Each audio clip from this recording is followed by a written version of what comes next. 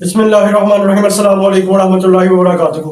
तो I hope कि आप सब लोग ठीक होंगे। आप देख रहे हैं मेरा YouTube channel bio with sir Habib और मैं हूं आपका बायोलॉजी इंस्ट्रक्टर हबीब अहमद।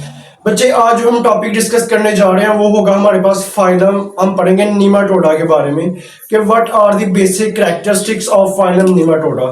बच्चे मूव करते हैं अपने टॉपिक की तरफ। सबसे पहले हम बच्चे बात करते हैं कि जो हमारा टॉपिक नेम है वो है फाइलम नीमाटोडा। ठीक है, इसमें बच्चे सबसे पहले ऑर्गेनिजम्स कौन से आएंगे वो हम देखते हैं। तो क्या है, इसमें सबसे पहले बच्चे आएगा राउंड वॉर्म्स। ठीक है, यानी इसके अंदर क्या होगा, वो राउंड वॉर्म्स आएंगे with elongated worm like body. यानी इसकी जो बॉडी होगी वो क्या होगी, इलोंगेटेड होगी। इलोंगेटेड का मतलब क्या होता है, इसकी जो बॉडी होती है वो थोड़ी सी इस शेप में होगी, यानी इलोंगेटेड इस तरह इसकी बॉडी होगी। ठीक है, उसके बाद वो कह रहा है बच्चे, और इसके जो एंड होते हैं वो कहेगा बच्चे, इसके जो एंड होते हैं वो हमारे पास पॉइंटेड एंड्स होते हैं। ठीक है, पॉइंटेड एंड्स। ठीक है, देखें ये भी हमारे पास एंड पॉइंटेड एंड है और ये भी पॉइंटेड एंड है। ठीक है बच्चे, इसकी ये बॉडी शेप इस तरह की होती है। उसके बाद बच्चे देखें, अगर हम बच्चे इसकी हैबिटेट की बात करते हैं तो कह रहा है कि सम फ्री लिविंग। कह रहा है कि जो सम हमारे पास बच्चे राउंड वॉर्म्स होते हैं वो फ्री लिविंग होते हैं। इसमें क्या आएगा बच्चे, इसमें ये कहां पर रहते हैं, ये वाटर में रहते हैं और सॉइल में। अगर हम इसकी बच्चे एग्जांपल की बात करते हैं, फ्री लिविंग जो हमारे पास नीमाटोड्स हैं या राउंड वॉर्म्स हैं, उसमें बच्चे आएगा सेनिरोहैबिटेट्स और इसके एलिगन्स, ये इसका बच्चा साइंटिफिक नेम होगा। उसके बच्चे आप देखते हैं कि इसके, और कह रहे हैं कि कुछ हमारे पास बच्चे ऐसे राउंड वॉर्म्स होते हैं जो पैरासाइट के तौर पर रहते हैं। अब बच्चे आपको पता है कि पैरासाइट क्या होती है।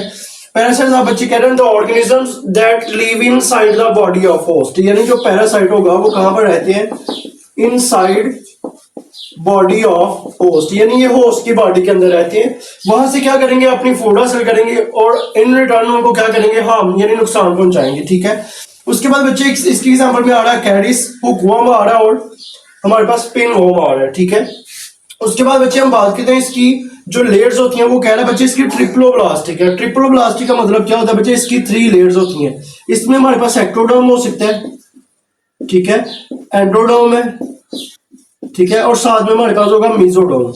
तो कह रहा है इसकी जो हमारे पास लेयर्स होती हैं वो 3 लेयर्स होती हैं, इसलिए हम इसको बोलते हैं ट्रिप्लोब्लास्टिक। उसके बाद बच्चे देखें, कह रहा है इसकी जो सिमेट्री होती है वो बाइलेटरल सिमेट्री होती है। बाइलेटरल सिमेट्री को बोलते हैं बच्चे ऐसी सिमेट्री जिसको आप 2 में डिवाइड कर सकते हैं, 2 पार्ट्स में। ठीक है, उसके बाद देखिए बच्चे कह रहे हैं कि ये अनसेगमेंटेड होता है। अनसेगमेंटेड का मतलब होता है बच्चे, इसकी जो बॉडी है वो सेगमेंट्स में डिवाइड नहीं होती, मतलब अनसेगमेंटेड इसकी बॉडी होती है। ठीक है, लाइक ये मैंने जैसे आपके सामने ड्रॉ किया है।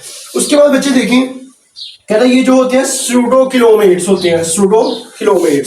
सूडोकिलोमेट्स क्या होते हैं बच्चे, कह रहे हैं कि इनके अंदर क्या होता है, फॉल्स बॉडी एक्टिविटी होती है, बॉडी कैविटी होती है, सॉरी, इसको आप बच्चे बोलते हैं सूडोकिलोम्स। ठीक है, यानी इसका मतलब क्या है, सूडोकिलोमेट्स का मतलब क्या होता है बच्चे, इनकी जो बॉडी होती है उनके अंदर एक कैविटी होती है जिसको आप सूडोकिलोमेट्स बोलते हैं, या सीलोम प्रेजेंट है इसलिए आप इसको फॉल्स कैविटी को बोलते हैं सीडोकिलोमेट्स। ठीक है, उसके बाद किसी कह रहा है कि इसके अंदर क्या प्रेजेंट होता है, कह रहा है filled with and pore fluid. कह रहा है ये किसके अंदर फ्लूइड होता है, यानी ये इसको जो कैविटी होती है हमारे पास सीडोकिलोमेट्स की, ये क्या होती है, इनके अंदर फ्लूइड प्रेजेंट होता है इनकी कैविटी के अंदर।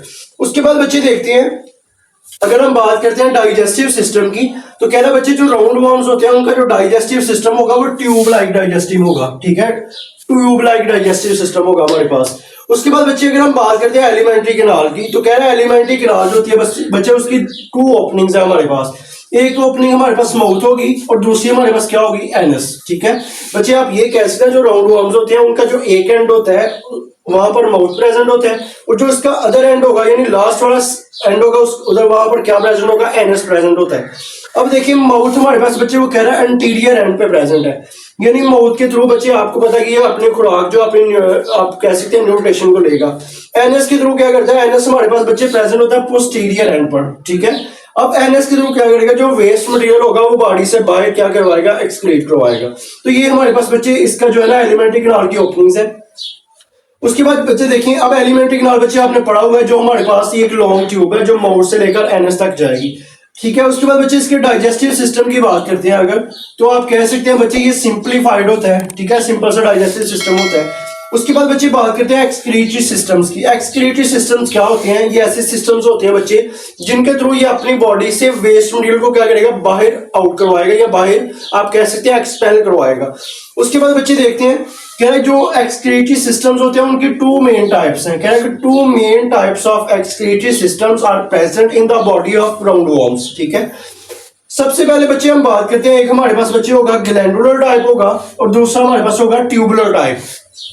अब बच्चे अगर हम बात करें ग्लैंडुलर टाइप हमारे पास क्या क्या है, मतलब ग्लैंडुलर टाइप जो एक्सक्रीटरी सिस्टम है वो क्या होता है, उसकी डेफिनेशन क्या है। तो बच्चे आप कह सकते हैं single renette cell leading to duct. कह रहा है एक सिंगल हमारे पास सेल होता है जो एक डक्ट पे एंड हो रहा होता है। ठीक है, और एक हमारे पास क्या होता है, उसके ऊपर पोर होता है, यानी एक खाली सुराख होता है। ठीक है, अगर हम बात करते हैं बच्चे ट्यूबुलर की, ट्यूबुलर में क्या होगा बच्चे, एच शेप स्ट्रक्चर होगी, यानी जो इसके अंदर बच्चे डक्ट्स प्रेजेंट है, जो नालियां प्रेजेंट है, उसकी शेप क्या होगी, एच शेप स्ट्रक्चर होगी। ठीक है, उसके बाद बच्चे देखते हैं कि न्यूरॉन्स, कह रहे हैं इनकी बॉडी के अंदर, यानी जो राउंडवॉर्म्स की बॉडी है उनके अंदर नेटवर्क ऑफ न्यूरॉन्स प्रेजेंट होता है। बच्चे as you know neurons are required for the transmitting of nerve impulse. ठीक है, तो बच्चे आप कह सकते हैं ये क्वेश्चन आ सकता है, what are two basic types of excretory systems in body of राउंडवॉर्म्स।